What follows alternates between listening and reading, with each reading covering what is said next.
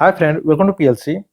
BPSC TRE 2.0 के लिए जो कंप्यूटर साइंस के जो भी अभ्यर्थी हैं उनके लिए ये वीडियो बहुत ही इंपॉर्टेंट होने जा रहा है। इसमें मैं सिलेबस को फुल्ली डिस्कस करूंगा, मतलब कि जो भी कंप्लीट सिलेबस है कंप्यूटर साइंस का, केवल कंप्यूटर साइंस का, उसको मैं फुल्ली डिस्कस करने जा रहा हूं। इससे पहले मैंने जो वीडियो डाला था उस वीडियो में मैंने नोटिफिकेशन दिखाया था जो भी बीपीएससी की तरफ से आया था, उसमें स्पष्ट लिखा हुआ था कि बिहार विद्यालय परीक्षा समिति बीएससी भी और एनसीईआरटी, मतलब दोनों के जो भी 12th लेवल के सिलेबस है आपको उनको कवर करना है। और उसमें एक लाइन और लिखा था कि स्टैंडर्ड जो होगा वो आपके मास्टर डिग्री तक का हो सकता है, मतलब कि आप बोल सकते हैं एमएससीआईटी या एमसीए, एमसीए बोलना सही रहेगा, या आप जो बीटेक वगैरह में पढ़ते हैं कंप्यूटर साइंस वहाँ तक का वो स्टैंडर्ड हो सकता है। लेकिन ये कहने की बात है, उतना हाई स्टैंडर्ड का नहीं पूछा गया था और ना ही पूछा जाएगा। लेकिन कम से कम जो 12th लेवल है ना, उसको अच्छे से बेहतर तरीके से 12th लेवल का आपको पढ़ लेना होगा। वो बिहार बोर्ड का 12th लेवल का जो सिलेबस है उसको पहले कवर करना होगा। तो आपके स्क्रीन पे जो आपको दिख रहा है ये बिहार बोर्ड, जो भी बीएससी भी बिहार बोर्ड है, इसके तरफ से जो सिलेबस दिया गया है कंप्यूटर साइंस का, उस सिलेबस को मैं आपके सामने रखा हूँ। जो आपके स्क्रीन पे दिख रहा है ये बिहार बोर्ड वाला सिलेबस है।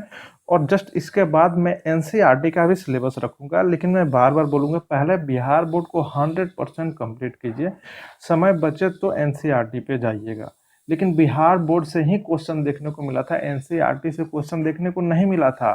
चाहे वो आपका कंप्यूटर साइंस हो चाहे वो अदर सब्जेक्ट का हो, एनसीईआरटी से क्वेश्चन नहीं आया था। वो नोटिफिकेशन में लिख दिया गया था बस दिग्भ्रमित करने के लिए, मिसगाइड करने के लिए। और बच्चे जो भी स्टूडेंट थे, जो भी कैंडिडेट थे, वो काफ़ी परेशान हो चुके थे एनसीईआरटी को लेके। और जो भी यहाँ तक कि बहुत सारा जो बुक मार्केट में आया था प्रैक्टिस सेट बोल के, वो पूरा एनसीईआरटी का ही सिलेबस दे दिया था और उस प्रैक्टिस सेट से कोई फायदा नहीं हुआ था। कोई भी फायदा नहीं हुआ था उसमें। एनर्जी, समय और पैसा तो गया ही, बहुत डाइवर्ट कर दिया था। बहुत सारे जो चैनल वाले थे वो भी बीपीएससी के जो टीआरई का कंप्यूटर साइंस था उसमें पैथन पैथन पैथन पैथन बस रट रहे थे, लेकिन पैथन से एक भी क्वेश्चन नहीं आता। तो ये अब आपके ऊपर है। आप लोग भी देख रहे हैं हम ग्रुप में, जो भी टेलीग्राम ग्रुप है उसमें पैथन पैथन आप लोग बोल रहे हैं, लेकिन पैथन अभी साइड कीजिए, अभी पहले सी प्लस प्लस को पूरा फोकस कीजिए। बाद में समय बचे वो आपके ऊपर डिपेंड करता है, आप खुद से पैथन थोड़ा सा पढ़ लीजिएगा या कहिएगा तो उसके लिए मैं वीडियो ला दूंगा। लेकिन सबसे पहला है कि सी प्लस प्लस कम्प्लीट होने के बाद। तो चलिए इसको मैं जो भी है थोड़ा सा इसको ब्रीफ में समझा देता हूँ। ये धुंधला दिख रहा होगा, आप टेंशन मत लीजिए, ये धुंधला ही दिखेगा क्योंकि ये बिहार बोर्ड का दिया हुआ पीडीएफ है। तो आपको पता होगा कितने लापरवाही से, ईमानदारी से लापरवाही करते हैं वो लोग। बहुत मतलब कि बेकार ये पीडीएफ है। इसको बहुत संभालने की कोशिश किए हैं लेकिन फिर भी इतना धुंधला दिख रहा है। बस पढ़ा जाए उतना ही काफ़ी है। इस पीडीएफ को मैं डाल दूंगा अपने टेलीग्राम ग्रुप पे, आप लोग वहाँ से डाउनलोड कर लीजिएगा और इसका प्रिंट निकलवा लीजिएगा, अपने पास रखिएगा। और हार्ड कॉपी रहेगा तो उसमें अंडरलाइन कर करके टिक कर करके पढ़ते जाइएगा आप लोग। तो एक टेबल के फॉर्म में आपको दिख रहा होगा कंप्यूटर फंडामेंटल और program methodology, introduction to programming in C plus plus, computer system organization. यहाँ पे मार्क्स जो लिख रहा है, तो ये मार्क्स तो 12th के बच्चे के लिए है, आपके लिए नहीं है, ठीक है। लेकिन यहाँ पे ये सब एक तरह से कैटेगरी बना दिया गया है, यूनिट बना दिया गया है। इसी यूनिट वाइज आपको कवर करना है, ठीक है। तो सबसे पहले कंप्यूटर फंडामेंटल का एक पहला यूनिट है। इसमें जो जो टॉपिक दिया है आपको उसको कवर कर लेना है। जितने सारे टॉपिक आपको दिख रहे हैं, कंसेप्ट ऑफ बूटिंग आपको दिख रहा होगा, हायरार्किकल डायरेक्टरी पढ़िएगा, लगभग सब पढ़ा जाएगा। Directory structure, renaming, deleting, file folder कैसे बनाना होता है, ये सारा चीज़ काफ़ी बेसिक लेवल का है। आप बोल सकते हैं कि जो एकदम बेसिक 12th का बच्चा का कितना मतलब स्टैंडर्ड होगा, बेसिक ही होगा ना, तो उसको तो कम से कम आप कवर कर लीजिएगा। आपसे इतना उम्मीद तो किया था कि 12th लेवल का जो बच्चा पढ़ता है उतना तो आप बहुत अच्छे से पढ़ लीजिएगा। और उसमें और भी पहले उतना कवर करने के बाद और भी एक्स्ट्रा जितना पढ़ना हो उतना पढ़ते रहिएगा, ठीक है। सॉफ्टवेयर का जो कंसेप्ट होता है, कितने प्रकार का सॉफ्टवेयर होते हैं वो सब देखना है। सिस्टम सॉफ्टवेयर के बारे में पढ़ना है। ऑपरेटिंग सिस्टम तो आप लोग पूरा का पूरा एक बुक पढ़े होंगे। जो भी मास्टर डिग्री, सबको यहाँ पे मास्टर डिग्री कंप्लीट कर ही लिया है कंप्यूटर साइंस में, तो ऑपरेटिंग सिस्टम का जो भी कंसेप्ट है वो सारा कंसेप्ट आपको यहाँ पे देखने को मिलेगा, ठीक है। तो उन सारे टॉपिक को आपको पढ़ जाना है। प्रोग्रामिंग मेथडोलॉजी है, तो जितने भी प्रोग्रामिंग से रिलेटेड जो होता है, मतलब जो भी है, लूप है, इफ एल्स है, ये सारा चीज़ के का कंसेप्ट इसमें आपको दिया गया है। तो ये सब तो कोई भी सी प्लस प्लस का प्रोग्राम या सी लैंग्वेज का प्रोग्राम पढ़िएगा तो ये सारा कंसेप्ट उसमें मिल ही जाता है।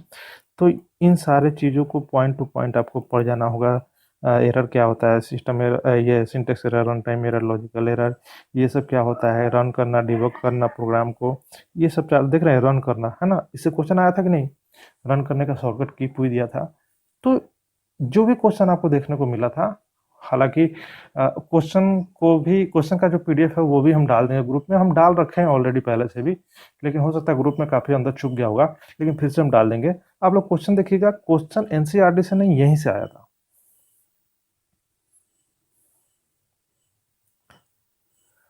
ठीक है, सी प्लस प्लस का जो भी है, यहाँ से एक तरह से इंट्रोडक्शन शुरू होता है सी प्लस प्लस के बारे में। अब टोकन है, आइडेंटिफायर, कीवर्ड, कांस्टेंट, ऑपरेटर्स। मैंने सी प्लस प्लस का कुछ वीडियो ऑलरेडी डाल रखा था पिछले वाले टीआरई के लिए, आप लोग चाहें तो उसको देख लीजिएगा, लेकिन मैं फ्रेश सी प्लस प्लस का तैयारी फिर से मैं कराना शुरू कर दूंगा आज से ही। और सी प्लस प्लस का एक कंप्लीट पूरा एक वीडियो का एक प्लेलिस्ट ही होगा, जिसमें पूरा प्रोग्रामिंग कैसे किया जाता है, मतलब पूरा जैसे बच्चे को कैसे पढ़ाया जाता है, छोटे बच्चे को, उस तरह का मैंने एक प्लेलिस्ट तैयार किया है। आप लोग चाहें तो उसे भी देख सकते हैं, लेकिन एग्जामिनेशन के लिए थोड़ा सा अलग स्टाइल में पढ़ना होता है, तो उसके लिए भी मैं अलग से लाऊंगा। वेरिएबल, डाटा टाइप, कांस्टेंट, उसके बारे में पूरा दिया हुआ है, एकदम पॉइंट टू पॉइंट हर चीज़ को आपको पढ़ लेना होगा। उसी तरह से आप लोग क्या कीजिएगा, जिस तरह से मतलब मैं अंडरलाइन कर रहा हूँ, उसी तरह से एक एक पॉइंट को सिलसिलेवार ढंग से पढ़िएगा, और आपको इस तरह से पढ़ने में भी मजा आएगा। इधर उधर से केवल फैक्ट रटिएगा तो आज रटिएगा, कल आपके दिमाग से निकल जाएगा। अभी समय पर्याप्त है, पूरा सिलसिलेवार ढंग से एकदम शुरू से लेकर लास्ट तक पढ़ना है। जो भी कंट्रोल, फ्लो ऑफ कंट्रोल है, जिसमें आपको पूरा इफ एल्स, स्विच केस, ये सब आ जाता है, तो वो do while loop, for loop, ये सब आ जाता है। एरे का कंसेप्ट से देखने को क्वेश्चन एक मिला हुआ था, मैंने एक वीडियो डाला था, कल ही देख रहे होंगे, उसमें एरे का कंसेप्ट से एक क्वेश्चन था कि एरे कैसे बनाते हैं। स्ट्रिंग फंक्शन, स्ट्रिंग से रिलेटेड बहुत सारा फंक्शन होता है, उन फंक्शन का क्या क्या काम होता है उसको भी देख लेना है। थोड़ा सा फास्ट चलते हैं, कुछ मैथमेटिकल से रिलेटेड फंक्शन है, टू डायमेंशनल एरे है, यूजर डिफाइंड फंक्शन में तो जनरली यूजर डिफाइंड फंक्शन ही हम लोग सीखते हैं, लेकिन प्री डिफाइंड फंक्शन बहुत सारा नॉलेज रखना चाहिए कि कौन सा प्री डिफाइंड फंक्शन क्या काम करता है। जैसे देखने को मिला होगा आपको, एक इज एरे करके क्वेश्चन आया हुआ था, इज एरे क्या काम करता है, तो प्री डिफाइंड फंक्शन है। तो उस तरह से कुछ फंक्शन का नॉलेज आपको होना चाहिए, ठीक है। अब यहाँ पे जो भी है इसको आप छोड़ दीजिए, ये आपके लिए नहीं है। अब यहाँ पे है कंप्यूटर सिस्टम ऑर्गेनाइजेशन।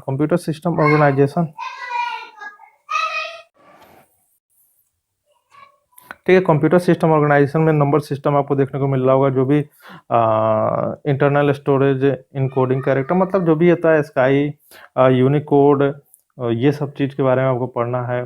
जो भी क्लॉक स्पीड वगैरह होता है इसके बारे में, मतलब अब कंप्यूटर आर्किटेक्चर वगैरह, आर्किटेक्चर एंड ऑर्गेनाइजेशन होता है ना, उन सब चीज़ों का कंसेप्ट आपको यहाँ पे देखने को मिलेगा, तो वो सब चीज़ आपको कवर कर लेना है, ठीक है। क्योंकि देखिए यहाँ पे कंप्यूटर सिस्टम ऑर्गेनाइजेशन लिखा हुआ है, क्योंकि 12th में तो इसी तरह से लिख के आता है, क्योंकि वह यहाँ पे डीप पढ़ना नहीं होता है, लेकिन कंप्यूटर आर्किटेक्चर एंड ऑर्गेनाइजेशन का ही सारा कंसेप्ट होता है, तो उसको देख लेना है। फिर आगे बढ़ते हैं हम लोग, यहाँ से आपको 12th क्लास, वो तो 11th क्लास का ही सिलेबस था, अब यहाँ से 12th क्लास आ गया, तो आधा C++ 12th क्लास में आपको देखने को मिलेगा। फिर डाटा स्ट्रक्चर भी पढ़ना है, SQL DBMS भी पढ़ना है, बुलियन अलजेब्रा, और फिर नेटवर्किंग, कम्युनिकेशन एंड नेटवर्किंग। तो जो भी बच रहा है C++ आपको यहाँ पे देखने को मिलेगा। देखिए, स्ट्रक्चर, ऑब्जेक्ट ओरिएंटेड का पूरा कंसेप्ट यहाँ पे आपको देखने को मिल रहा है, ठीक है। जो भी function overloading, function overriding, constructor, destructor, ठीक है। यहाँ पे एक्सेप्शन हैंडलिंग, डाटा हैंडलिंग, हालांकि एक्सटेंडिंग क्लास है, इनहेरिटेंस है, हम एक्सेप्शन हैंडलिंग बोल दिए, हालांकि एक्सेप्शन हैंडलिंग भी एक टॉपिक होगा इसमें, ठीक है। डाटा हैंडलिंग, ये डाटा हैंडलिंग तो लास्ट कर जाता है। फिर आपका आ जाएगा डाटा स्ट्रक्चर। डाटा स्ट्रक्चर में आपको एरे का कंसेप्ट चाहिए, स्टैक, क्यू, ठीक है। फिर उसके बाद DBMS का कंसेप्ट आ गया। यहाँ पे ट्री और ट्री नहीं है, देखिए यहाँ पे ट्री नहीं है, लेकिन ट्री भी आपको पढ़ना है, और ये ग्राफ भी पढ़ना है, ठीक है। डाटाबेस में आपका डाटाबेस का कंसेप्ट हो गया, और फिर SQL वगैरह, स्ट्रक्चर, क्यूरी लैंग्वेज, उन सब का जो भी कमांड वगैरह होता है उसको देख लेना है। ठीक है। बुलियन अलजेब्रा से क्वेश्चन देखने को मिला हुआ था, एक दो क्वेश्चन था, ठीक है। तो बुलियन अलजेब्रा को अच्छे से पढ़ लेना है, ठीक है। एसओपी से क्वेश्चन देखने को मिला हुआ था। चलिए, और यहाँ पे आ गया कम्युनिकेशन एंड नेटवर्क कंसेप्ट। तो जो भी नेटवर्किंग से रिलेटेड जितना भी कंसेप्ट है, उन सारे कंसेप्ट को यहाँ पे देखने को मिलेगा। जितना टॉपिक दिया हुआ है, हर टॉपिक को एकदम पूरी तरह से, नहीं होता है कि घोल के पी जाना, ठीक है, वैसे करना है आपको तैयारी। फिर यहाँ प्रैक्टिकल आ गया, अब इस चीज़ को छोड़ देना है, ठीक है। तो ये आपका जो भी सिलेबस देखने को मिल रहा है, ये कंप्यूटर साइंस, ठीक है। लेकिन इसमें आपको कुछ एक्स्ट्रा देखने को मिलेगा। एक्स्ट्रा क्या देखने को मिलेगा? मल्टीमीडिया और वेब डिजाइनिंग। देखिए, कंप्यूटर जो टीचर होते हैं ना, उन्हीं की जिम्मेदारी होता है ये भी पेपर पढ़ाना। ये अपने आप में एक पूरा पेपर होता है, ठीक है। तो इससे क्वेश्चन देखने को तो हालांकि नहीं मिला था, लेकिन इससे क्वेश्चन हो सकता है, इतना हम लोग अंदाजा लगा सकते हैं कि इससे भी क्वेश्चन डाल सकता है। तो ये भी हम इसमें डाल दिए हैं, तो कुछ नहीं है, बहुत सारा कंसेप्ट वहाँ से रिपीट कर जाएगा। जो भी हम लोग उस पेपर में पढ़े हैं वो सब भी यहाँ पे देखने को मिल जाएगा। यहाँ पे थोड़ा सा आपको यही देखना है, HTML वगैरह थोड़ा सा पढ़ लेना है अलग से, बस HTML पढ़ लेना है। हालांकि इससे क्वेश्चन देखने को नहीं मिला था। HTML आपको पढ़ लेना है, XML पढ़ लेना है, ठीक है। बाद में समय बचेगा तो इसमें हम लोग फोकस करेंगे। VB स्क्रिप्ट है थोड़ा सा, ठीक है। हालांकि शायद एक क्वेश्चन था, लेकिन देख लेंगे उसको अलग से। यहाँ पे जो भी होता है मल्टीमीडिया के बारे में भी थोड़ा थोड़ा इसमें कंसेप्ट दिया हुआ है। मल्टीमीडिया का कंसेप्ट भी देख लेना है। तो ये अपने आप में एक पेपर है, लेकिन इस पेपर को भी कंप्यूटर टीचर ही पढ़ाते हैं, तो इससे भी क्वेश्चन पूछ सकता है। चलिए, ये रहा BSEB का, ठीक है। अभी जस्ट हम इसी वीडियो में अब नेक्स्ट जो पेपर अभी हम नेक्स्ट PDF जो खोलने जा रहे हैं, वो PDF आपको देखने को मिलेगा NCERT का, ठीक है। तो NCERT पे भी थोड़ा सा चर्चा कर लेते हैं।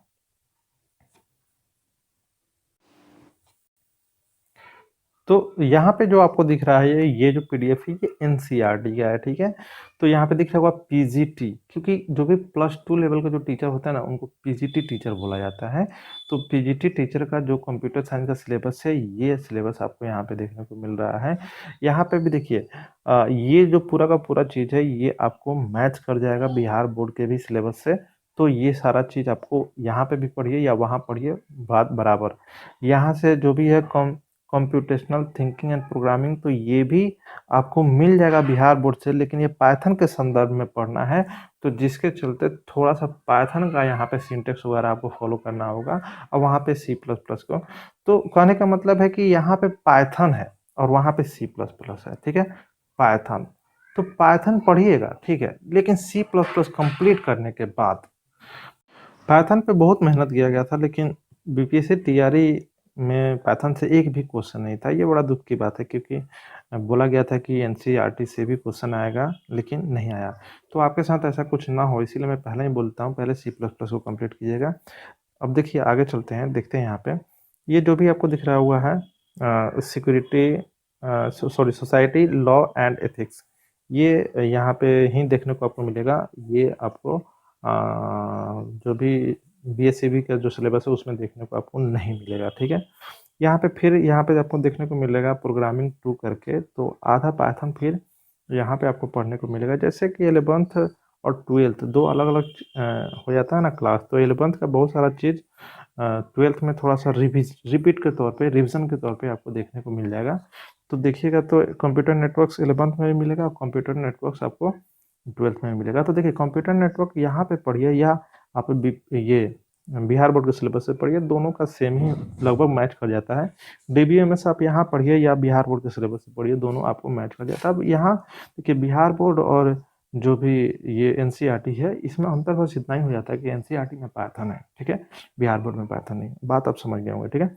कंप्यूटर सिस्टम वहाँ पे भी है, यहाँ पे भी है, फिर आपको यहाँ पे पाइथन देखने को मिल जा रहा है। चलिए आगे बढ़ते हैं। यहाँ पे आपको DBMS का कंसेप्ट और स्ट्रक्चर्ड क्यूरी मतलब SQL का कंसेप्ट आपको देखने को मिल जाएगा। फिर इमर्जिंग ट्रेंड्स, यहाँ पे एक अलग चीज़ हो जाता है। डाटा हैंडलिंग विद पंडाज, ये भी पाइथन ही है। पंडाज एक लाइब्रेरी है जिसके थ्रू आपको यहाँ पे डाटा हैंडलिंग पढ़ना होता है। काफ़ी कमाल का होता है ये चीज़। SQL का कंसेप्ट आपको, SQL का बहुत सारा कमांड यहाँ पे देखने को मिल रहा होगा, अधिकतर फंक्शन ही है। फिर यहाँ पे नेटवर्किंग का कुछ आपको कंसेप्ट यहाँ देखने को मिल रहा है, बस इतना ही है, थोड़ा सा और नीचे होगा। ये है सोसाइटल इम्पैक्ट्स। तो बस इतना ही है, इससे ज़्यादा सिलेबस नहीं है एनसीईआरटी का। देखिए केवीएस का जो एग्ज़ाम हुआ था, हाल ही में हुआ था, इसी साल के शुरुआत में हुआ था, तो वहाँ पे पूरा एनसीईआरटी का यही सिलेबस से क्वेश्चन पूछा गया था। तो इतना ही आपको एनसीईआरटी के लिए कवर करना है, इससे ज़्यादा नहीं। तो पहले पहले बिहार बोर्ड फिर एनसीईआरटी।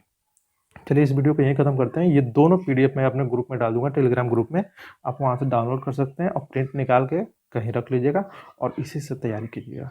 चलिए देखने के लिए थैंक यू, मिलते हैं नेक्स्ट क्लास में, तब तक बाय बाय।